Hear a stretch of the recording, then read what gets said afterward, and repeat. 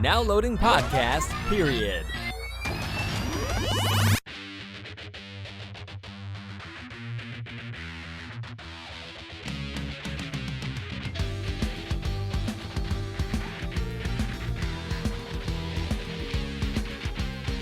Hello everybody, and welcome to Podcast Period, the internet's stupidest podcast. My name is Ben, and with me, as always, is my co-host David. What's up, guys? Today we're taking a little bit of a detour from the usual episode format. I know we just did a movie episode a couple of episodes ago, but that actually replaced the first time we recorded this episode that we had to scrap because David's recording got corrupted somehow. So big time. We've implemented some backup measures this time, and for every future recording. Yep. So hopefully that doesn't happen again, or at least if it does, we've got backups for everything. So anyway, 40 episodes in, and we're starting to learn. Yeah, exactly. I mean, realistically, when was the last time this happened? It's been a while. I haven't had the issues like that for, I don't know, like a year. Yeah, exactly. Didn't think we had to worry about it, but nope. Now we're learning. Mm-hmm. Anyway, this episode we are covering 2019's Knives Out.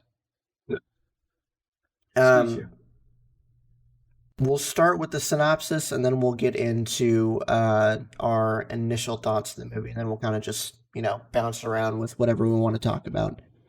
So first things first, synopsis. The circumstances surrounding the death of crime novelist Harlan Thrombey are mysterious, but there's one thing that renowned detective Benoit Blanc knows for sure. Everyone in the wildly dysfunctional Thrombey family is a suspect. Now Blanc must sift through a web of lies and red herrings to uncover the truth. So David, what's your initial thoughts on this movie? Oh, gosh. Every time I watch this movie, and I said this on the last recording, but of course we rewatched it again. I did that first thing this morning since I was up so early, and it was just breathtaking how many more things I caught. Again. And I thought I caught them all the last time we watched this. It's such a good movie. Every little nook and cranny, there's more details to upheave, and it's I love it. The actors, I love the acting in it. I'm surprised Daniel Craig does such a good Benoit Blanc, but he really does. Mm-hmm. It's a really good movie. I absolutely love it. His accent is impeccable. Mm-hmm. Like, actually, it's flawless. Yeah, I'm really surprised. It was not something I thought I'd see, but it gives me faith. Coming from the modern Bond actor? Yeah, well, exactly, because I don't know if it's because of him that I don't like the new movies. I feel like it's because of him. I don't like him as a Bond, but as a Benoit Blanc, the nail on the head there. He seems like a pretty okay Bond, but I don't know. I feel like the newer Bond movies, it's kind of going on a tangent, but I feel like the newer Bond movies just take themselves a little bit too seriously. Yeah, they're not the fun Sean Connery and Roger Moore Bond movies that I absolutely love. They don't even necessarily need to be like campy. They just need to be more like the Marvel movies that have come out recently, where there's a lot of action. There's still room to take yourself seriously, but there's also a lot of fun in the movie, Yep. But from all the modern Bond movies I've seen, they're just straight. It's played straight, and I don't know. That doesn't feel like how Bond should be played to me. Nah, but beyond that little tangent. Yeah, beyond that, he's fantastic in this movie. And he's also fantastic as that unnamed stormtrooper in The Force Awakens, but that's besides the point. Oh, wait, what? You didn't know about that? No, I didn't. Yeah, he was. I think he was the. So you remember when Rey was captured and she she God, what is it called? She does the Jedi mind trick on that stormtrooper. Yeah. That was him. No way. Uh-huh. Oh, that is so cool. Yeah. How did I not know this? When did you know this? I've known for a while, at least since like around the movie when the movie came out. What? Yeah. And you never told me. I had to have told you at some point. No, you did not.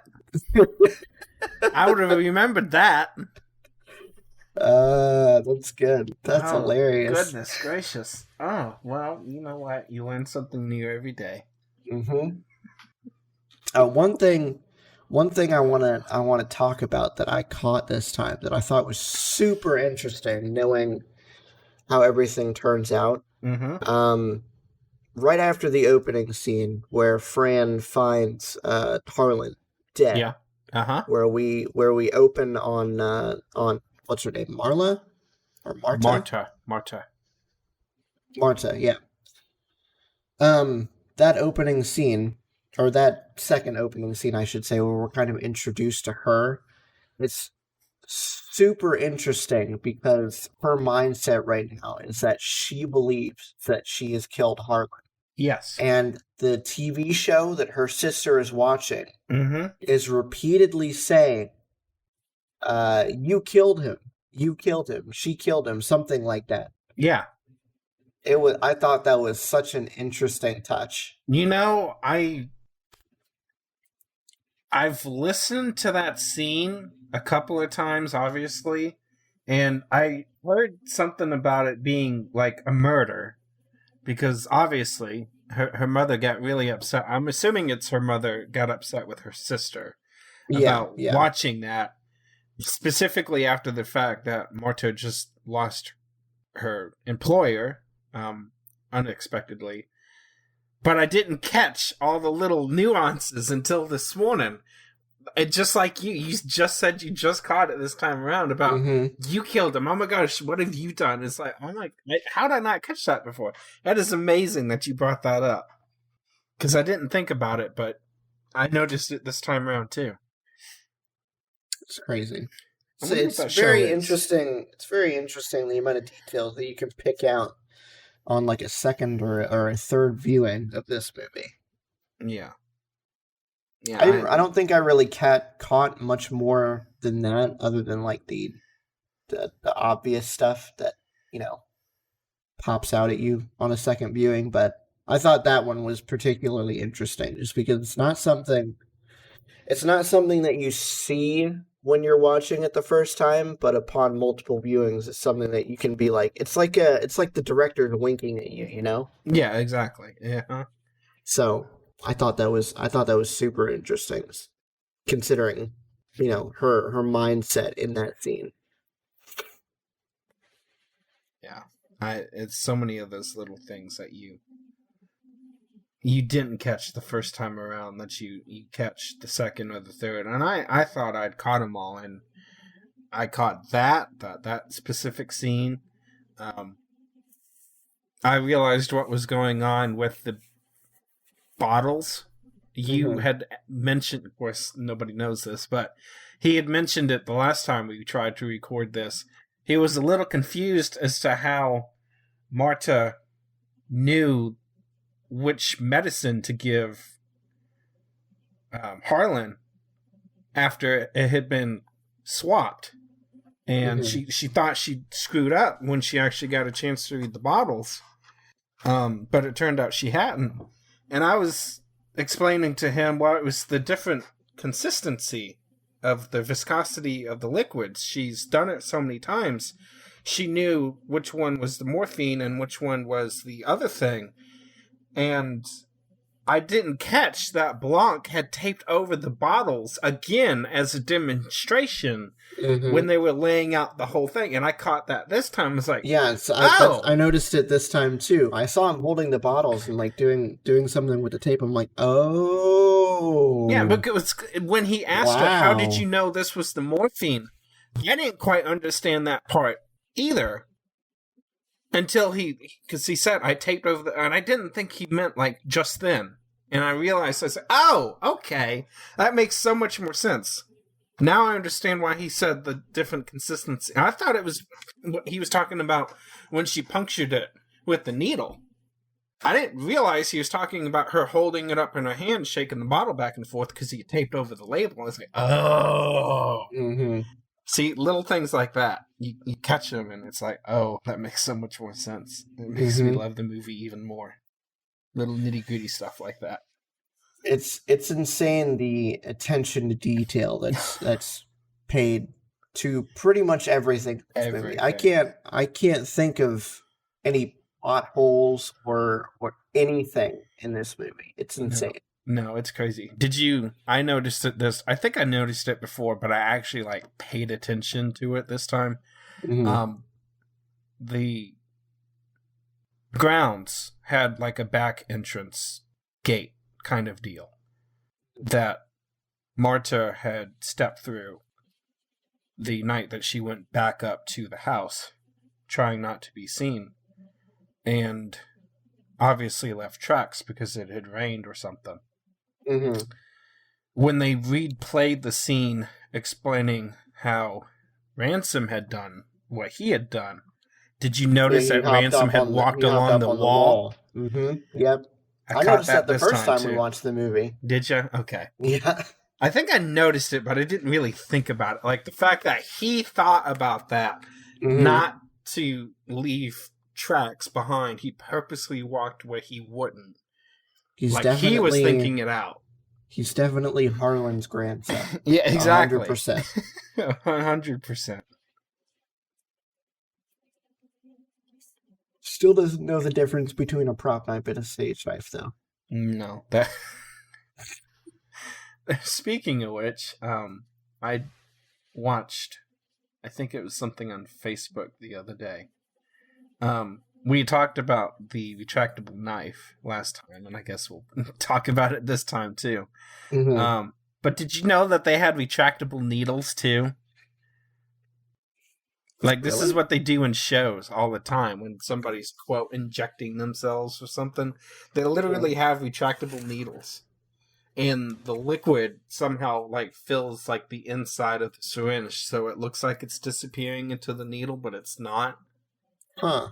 So they have trick needles and syringes for that type of stuff too. That's cool. Yeah, I didn't know that.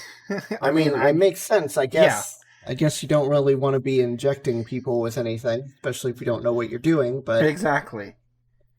But I just figured it was not something else. I never thought of before. Yeah, no, I was like, oh wow, I did not know this.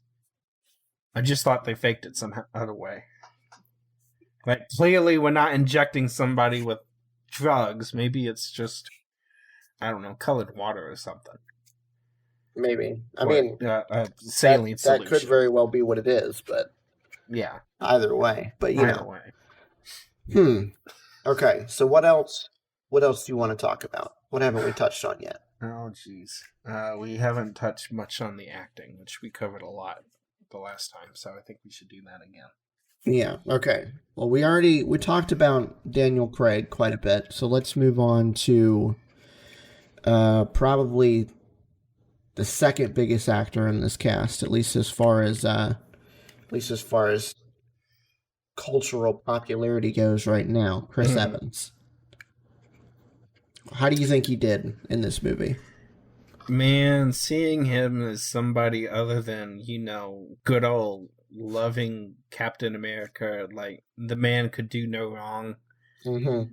Couldn't get mad at him even if he tried. And then playing this cocky little son of a gun, Ransom, who just, I think as they put it in the movie, just him and Harlan just love being drama mamas and just stabbing each other with a knife and just twisting it in people's back just to get the effect. Like everything that they did, just this arrogant little son of a gun. I loved it. It's amazing how well of a job he did. Played it really well. Yeah, I definitely. It's a huge, like you said, it's a huge, like 180 from his character as Captain America. But I mean, he plays it perfectly. It's really good. Yeah, loved it. I would say he's up there as far as Daniel Craig is on acting prowess in this movie. Yeah, it was. What was it that I caught today that he did? I can't remember what I had caught, but there was something. There was like a critical detail that I caught again, and I was like, "Oh, that explains that." Well, if you remember, just bring it up. We'll bring it up. All right. What Okay, else? so Ana de Armas, she's Marta Cabrera. I've not seen her in anything else other than this movie. I don't know what else she's been in. I don't know, but I did like her in this movie. It's sweet, and she plays a sweet, innocent, concerned girl. I mean, she is like 100% regretful of what happened. Like she didn't want it to happen. It wasn't the plan, and it was nice to see somebody actually cared about Harlan's death, because it wasn't his family. That's for sure. But you could tell they cared about his death, but only because of the will. That was it. Only because of the will. Oh, that's what it was. It was the will reading thing. How they said Ransom was too selfish to not show up for the funeral, but he's early for the will reading. And it's like, yeah, that's right. I'd forgotten about that. Even though it's explained later exactly what he's doing. Yeah. I was thinking to myself, why would he not want to be there for that? And I was like, oh, yeah, okay. Makes sense now. Didn't catch it in the beginning that they said that. They specifically pointed it out, I think is what I didn't catch. Okay, so she's only been in a couple of Hollywood movies. She was in Blade Runner 2049, but obviously we haven't seen that, so we'll have to watch that at some point. Yep. Jamie Lee Curtis. Okay, Linda Drysdale. I think she was fantastic as well. I haven't really seen her in too much. I remember seeing her in like Freaky Friday with Lindsay Lohan. Lindsay Lohan, yeah. And I think that might be, maybe there's something that I'm not remembering, but she didn't watch Halloween, right? No. I didn't think so. No, I probably should, but no, I have not seen Halloween. We're gonna remedy that at some point. We're gonna remedy a lot of things. Anyway, yeah, she was fantastic in this movie. I bought her performance 100%. I loved her character too. Yep. She was, even though she was definitely on the, I don't know, she was still on the wrong side of the fence as far as everything with the will goes. Yeah. She was definitely the least innocent, or the most innocent of the family members as far as, everything that happened with Harlan. Yeah. Because her only role in that was the fact that her husband cheated on her. So. Yeah. That turn on the dime moment when she goes from she was somewhat genuinely concerned that her father had died. I mean, she was upset about it. Definitely, Maybe not for all the right reasons, but she was genuinely upset about it. But that turn on the dime, like, even goes as far as to laugh and smirk at the will reading when they've all heard and assumed that the argument between Harlan and Ransom was about the will, but specifically Ransom being cut out of it. That little smirk when the lawyer says, well, this shouldn't take long, to the, oh my goodness, cold blood eyes, like, ready to kill a bitch. Look, yeah, she no got kidding. when she found out what the will said. I was like, oh, Lord. She turned on a dime, and it was like a completely new character immediately. It's like, yes, go. At the press of a button, basically. Sweet as can be, and then immediately she turned around and was like going for her throat. Yeah. Oof. If she could have thrown daggers at her eyes, it would have killed Marta for sure. It's like, oh goodness, she's in trouble kidding. now. Oh, Loved man. It. Okay. Michael Shannon, Walt Thromby.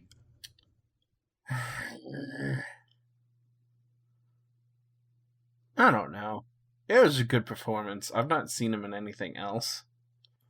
But Walt didn't have he didn't have like a big part either. I mean, things happened, and the only thing I didn't like about that was the film rights situation with the production house, and the fact that he's like the only one that didn't do anything. Like, at least the other one, Joni? Yeah, Joni had like a skincare thing, and Linda had the real estate thing, and Walt's just like, yeah, it takes a forte, a skill set to run a production house, but it seemed like he was piggybacking off of Harlan the most. Oh, yeah, definitely. Even though Joni was double dipping. Well, yeah. Tuition money. But still, I felt like he didn't have much of a character role. But other than that, I think he played good. I don't know. I kind of agree with you, but at the same time, I don't know. The way that he shows up at Marta's apartment the day after that will reading just struck me as super creepy. Yeah, and I wish they explained the limp too. I don't know. Maybe he just wanted to walk around with a cane during the movie. I don't think they ever explained it. Yeah, no, I don't think they did either. I was like, why? But yeah, you're right. That was kind of creepy. I loved how she turned that on him, though. Oh yeah, that was hilarious. the assets and the lawyers. You're telling me that your family's money can help me if this ever comes out about my mom? Yeah, you're right. Well, then it's a good thing he left everything to me, isn't it? So now I have the resources. Bam! I was like, damn, she shut the door on him pretty fast. Suck on that. That was one of those moments. It was like, okay, yeah, she's thinking of taking care of herself in this situation. Mm-hmm. One of the few times that she should have been and was able to, like, when she needs to, she can assert herself. So that was good. Probably why Harlan liked her so much. The fact that she beat him at, what was that game called? Go, yeah. I don't know what that game is. I haven't figured it out yet. I have no idea. I don't understand what the point of it is. But who played Harlan? I liked him a lot, but I don't think I've seen him in anything. It was Christopher Plummer. Oh shit! Never mind. That was Christopher Plummer? Yeah. Oh my goodness! I think the only other thing I've seen him in is The Sound of Music, and I did not recognize him at all. Holy goodness gracious! Wow. We had to say it was Christopher Plummer the last time, too, didn't we? Yeah, I'm pretty sure we did. Wow. I was not... I'm catching all kinds of things today. Exploring the world with my imagination. You know what other well, I guess they're all famous people, but who else is in this movie that you definitely recognize, but you didn't know that you recognize? Who? You know the lawyer? Alan Stevens? Yeah, what's he from? So, he is Frank Oz, who you might recognize as not only Miss Piggy, Foggy Bear, Animal, and Sam Eagle in the Muppets, but also Cookie Monster, Bert and Grover in Sesame Street, and Yoda. Mm-hmm. Yoda. You know, I didn't listen to much of anything about or watch much of Sesame Street, so none of those voices I can actually, listen to in my head, but Yoda. I'm not hearing it. He did such a good voice for Yoda, though. Oh, yeah, he did. Wow. I liked him a lot, too. He's so funny. Yeah, he was fantastic in this movie. Who've we Let's got? see. Keith Stanfield. We could talk about Catherine Langford a little bit. My feelings have kind of changed on Meg Thrombey as a character. Okay. What were they and how have they changed? Well, I remember last time we talked about this movie, I was kind of... You were kind of hard on her. Yeah, I was. I definitely was. And I see... I mean, I'm still not sure that Marta should give her money or anything like that, but I definitely feel like she was forced into the position that she was. Like giving her the call, telling her to renounce the inheritance and everything. Because when Marta was coming back to the house to, tell everybody what she thought was the real truth. Yep. She was sitting by the front door and she gave her a hug. She seemed genuinely sorry. It didn't feel like an I'm sorry because I want money. She feels like the most genuine person in that family. She was just caught between a rock and a hard place. Yeah. As far as her family is concerned. Mm-hmm. So I was definitely a little hard on her last time we tried to record this episode, but I feel like my feelings have turned a little bit, turned around a little bit on her. I could see that. Which definitely speaks to Catherine Langford's performance. Yes, it was for such a small. I don't want to call it a small role, but for such a small role, it was definitely very well played. Mm-hmm. It's amazing how she can turn off that accent too. Like, good grief. Well, we talked about it last time we tried to record this episode, how British actors seem to be so much better at turning off their accents. Yeah.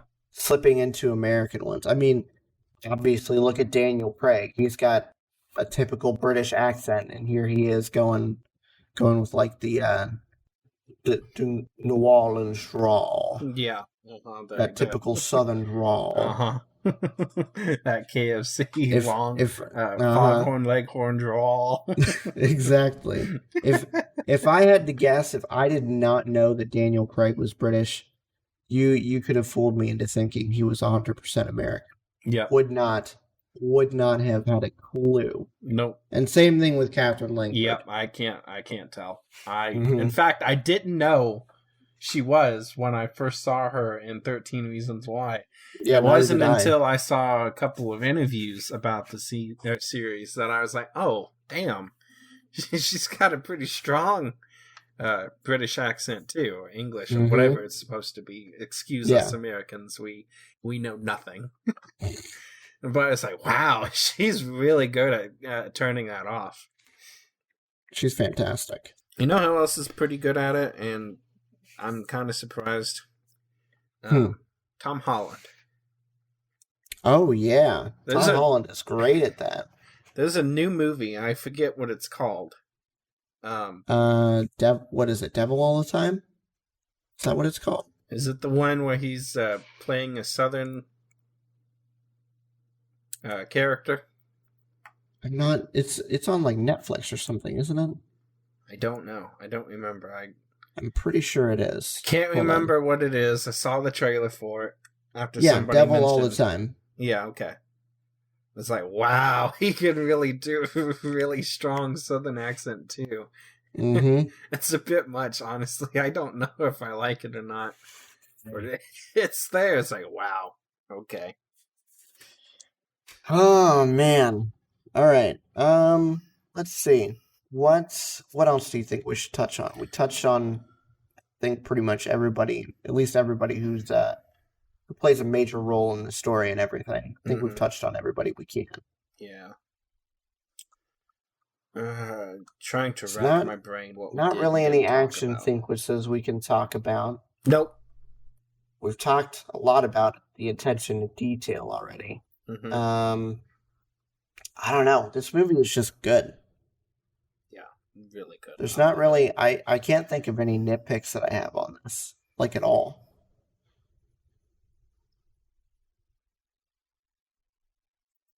What was that? The scene between Ransom and Marta, where she's basically spilling the beans about everything that happened. In the restaurant? Yes. Mm-hmm. And Ransom knows that lying has a strong physical reaction with her. Mm-hmm.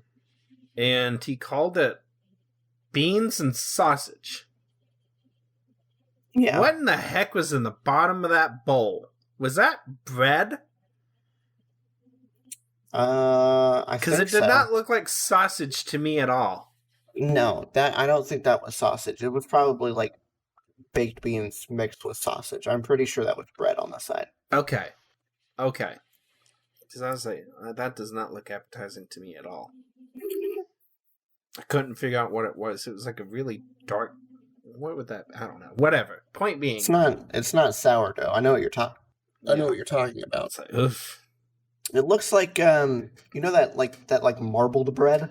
It looks kind of like the black parts in that. Yeah. I don't know what that's called off the top of my head, but No. it's like that. No, but the reason I brought that up is because it spoke to his character and his manipulation. Oh yeah. His 100%. He was very, very good at manipulation in this. Not only with Marta, but also with Fran, the housemaid, and the whole morgue / medical examiner's office, whatever you want to call it, scene. It's like, wow, he went through extreme lengths to get what he wanted, and it all backfired on him because he doesn't know the difference between a prop and a real knife. That's right. Shoulda, coulda, woulda on that one, buddy. Yep, exactly. What else? You think that's it? I think that's it. Yeah, I can't think of anything else. Let's head into our final ratings, I guess. Go watch this movie. Yes. So out of 5 stage knives, what do you give this?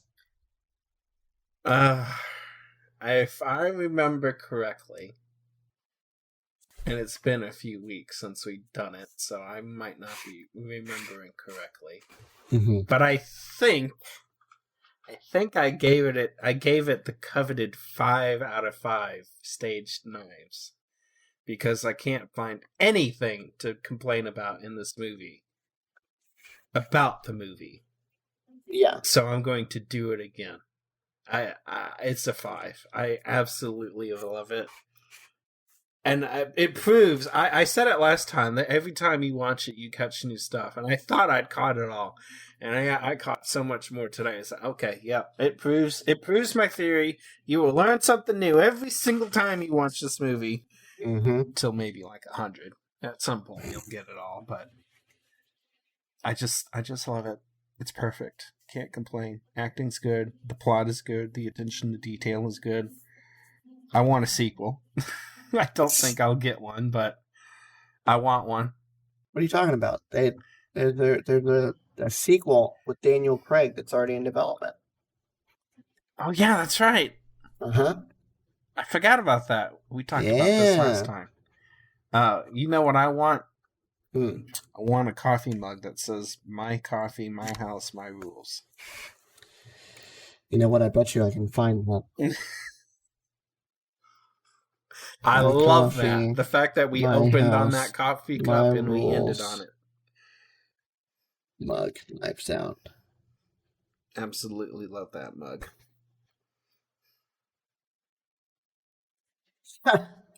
There's an official Knives Out shop, it looks like. with that coffee mug. Oh, perfect. For $16 if you like it. That's not bad. I don't know. $16 for a coffee mug might be a little bit too much for me. It's a little bit much, but I've seen worse. I mean, this is true. It better be posters one good too. Insulated cup. Set of 11 Knives Out character mini posters, or an actual big poster.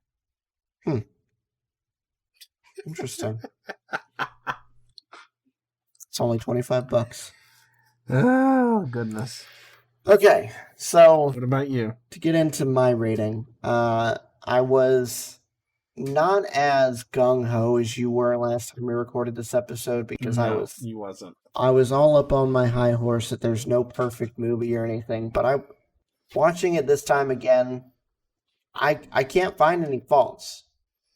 And I mean, I'm not like a film major or anything. I don't know. I couldn't and I wouldn't want to sit down and analyze this film analytically to try and find something. No. So I'm coming from the standpoint that I'm a casual viewer that really enjoyed this movie. I gotta give it a 5. Oh my goodness. I think you had it like a 4.5 or something like that. I think I had it like a 4.9. Well, it's a 5 now. It's a 5. It's official. It moved on up. All right. Yeah, I think that's where we're gonna leave this one, guys. Thank you so much for listening. Be sure to leave a rating on whatever podcasting platform you happen to be listening on. And yeah, see you guys next time. Bye-bye. Bye, guys.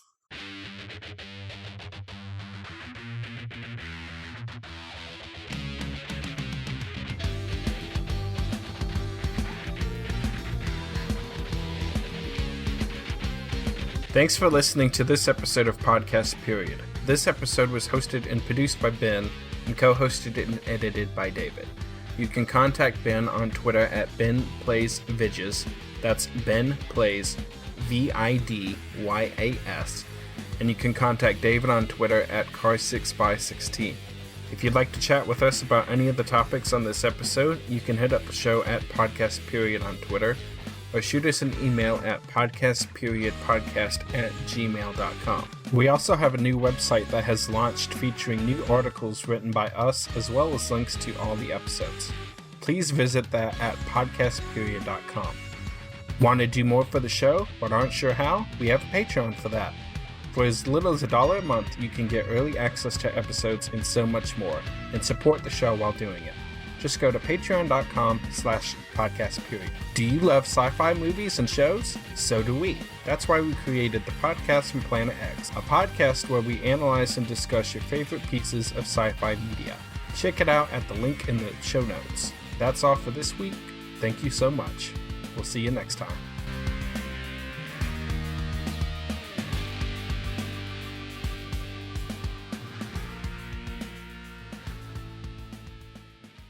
This was a Nerdgasm podcast production. Well, that was another in a long series of regrettable life choices. Served at nerdgasmpodcast.com.